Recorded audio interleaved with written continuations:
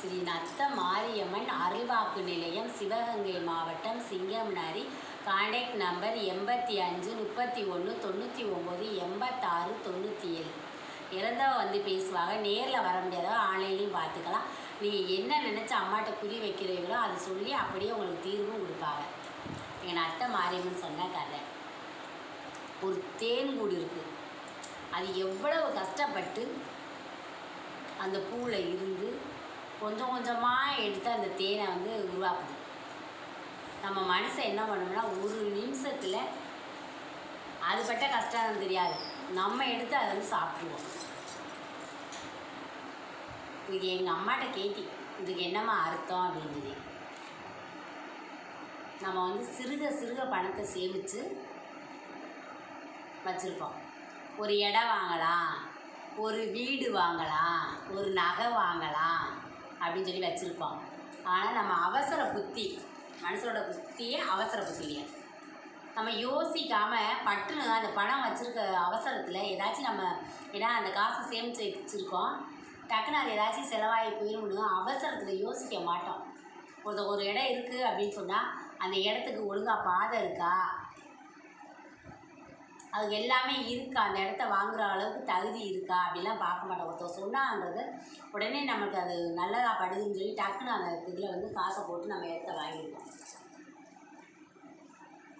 ஆனால் அங்கே போய் பார்த்தாத்தையும் தெரியும், அது சரியாக பாதை இருந்திருக்காது, அதில் வில்லங்கம் இருக்கும், அவசரப்பட்டு செஞ்சுருவோம்.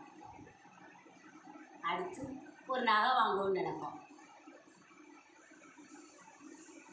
அதை வந்து ஒரு நல்ல நகை கடையாக பார்த்து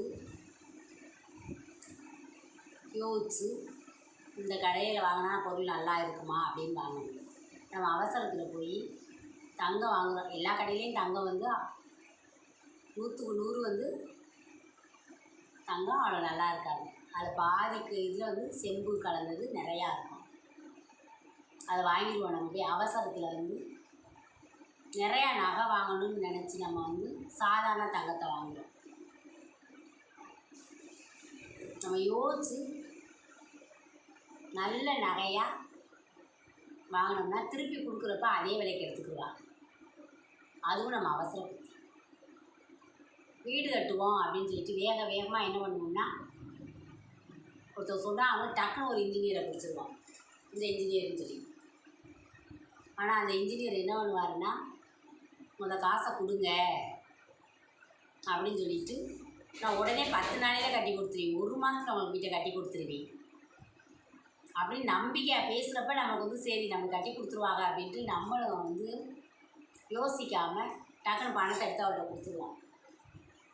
ஆனால் இன்றைக்கி கட்டித்தரேன், நாளை கட்டி, எத்தனையோ வீடு அறகுறையாக நின்றதெல்லாம் சரித்திரத்தில் இருக்குது. நம்ம கேள்விப்பட்டிருப்போம், எல்லாருமே கேள்விப்பட்டிருக்கோம். நாங்கள் அவசரப்பட்டு இந்த இன்ஜினியரை பிடிச்சோம், எங்களுக்கு நல்லாவே ஒரு வீடு கட்டி கொடுக்கல, தரமாக கட்டி கொடுக்கல, இதை வந்து நல்லா சுத்தமாக எங்களுக்கு செஞ்சு கொடுக்கல, வீட்டை இப்படி அரைங்குறைமாக போட்டுட்டு போயிட்டாரு, இன்னும் கூட காசு கேட்குறாரு அப்படிலாம் நம்ம சொல்லுவோம். நம்ம மனசில் பிறந்தவர் எப்போவுமே பொறுமையாக, அவசரம் இல்லாமல், ஒரு தடவைக்கு 10 தடவை சிந்திச்சு, எல்லோரும் 4 பேர் வீட்டில் இருக்க உட்காந்து பேசி இதை செய்வோமா அதை செய்வோமா, ஏன்னா நம்ம சிறுக சிறுக செஞ்ச காசு அது எவ்வளோ பத்திரமாக நம்ம பயன்படுத்தணுமோ அவ்வளோ பத்திரமாக பயன்படுத்தணும். சிலர் போன பிறகு ஐயோ அப்பா என் காசு போச்சே, நான் சிறுக சிறுக சேமிச்சினே, என் பணம் இப்படி ஒன்றும் இல்லாமல் போச்சேன்னு எவ்வளோ பேர் மனஸ்தாபத்துலேயும் வலி வேதனையும் இருக்காங்க. எத்தனையோ பேர் கிறுக்கா போனால் கூட இருக்காங்க. காசை பூரா நாங்கள் விட்டுட்டேமே, இவ்வளோ கஷ்டப்பட்ட பணத்தை சேமித்து வச்சு இப்படி விட்டுட்டேமே அப்படின்னு நினைக்கிறாங்க. அதனால் யாராக இருந்தாலும் சரி, நம்ம மனசில் பிறந்தவ கடவுள் நமக்கு வந்து நிறைய அறிவை கொடுத்துருக்காரு. அதனால் அந்த அறிவை பயன்படுத்தி நல்லா ஒரு தடவைக்கு 2 தடவை யோசித்து இதை செய்யலாமா அதை செய்யலாமான்னு தெரிஞ்சு அறிஞ்சு செய்ய. ஏன்னா எங்கள் ஆத்தா நத்தத்து மாரியாத்தா சொன்ன கதை. இந்த கதைக்கு அர்த்தம் எங்கள் அம்மா சொல்கிறாங்க, நல்லா ஒரு தடவைக்கு 100 தடவை யோசிச்சு செய்யுங்கன்னு சொல்கிறாங்க. இந்த கதையை பார்க்குற எல்லாரும் நீண்ட ஆயுளுடனும் நிறைஞ்ச செல்வத்துடன் இருக்கணும்னு எங்கள் அம்மாட்ட உங்கள் எல்லாருக்காகவும் மனப்பூர்வமாக நான் வேண்டிக்கிறேன்.